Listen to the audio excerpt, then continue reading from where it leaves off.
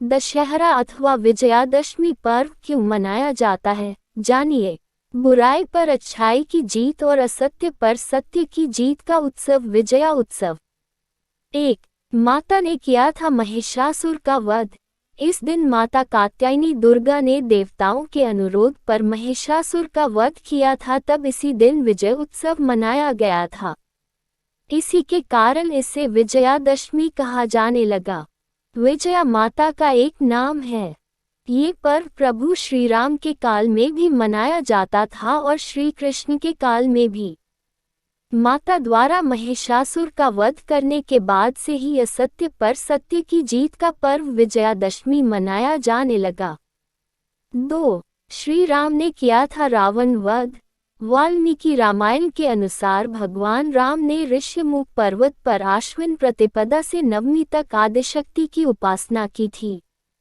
इसके बाद भगवान श्री राम इसी दिन किष्किंधा से लंका के लिए रवाना हुए थे।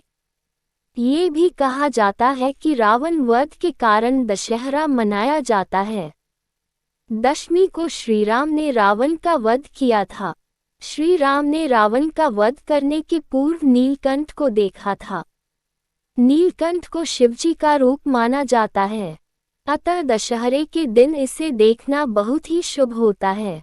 रावण का वध करने के बाद से ही यह पर्व बुराई पर अच्छाई की जीत की खुशी में मनाया जाता है।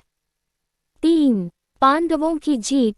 ये भी कहा जाता है कि इसी दिन पांडवों को वनवास हुआ था और वे वनवास के लिए प्रस्थान कर गए थे।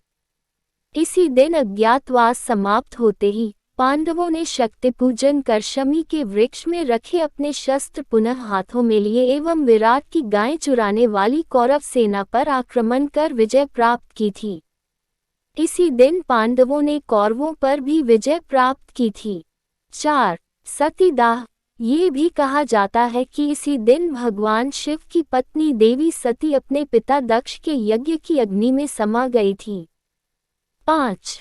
चतुर्मास समाप्त। कुछ लोगों के अनुसार इस दिन से वर्षा ऋतु की समाप्ति के साथ ही चातुर्मास भी समाप्त हो जाता है। हालांकि चतुर्मास देव उठनी एकादशी पर समाप्त होता है। 6. कृषि उत्सव। वैसे देखा जाए तो ये त्योहार प्राचीन काल से चला आ रहा है। आरंभ में यह एक कृषि संबंधी लोकोत्सव था। वर्षा ऋतु में बोई गई धान की पहली फसल जब किसान घर में लाते, तब यह उत्सव मनाते थे। इस दिन से वर्षा ऋतु की समाप्ति के साथ ही चातुर्मास भी समाप्त हो जाता है।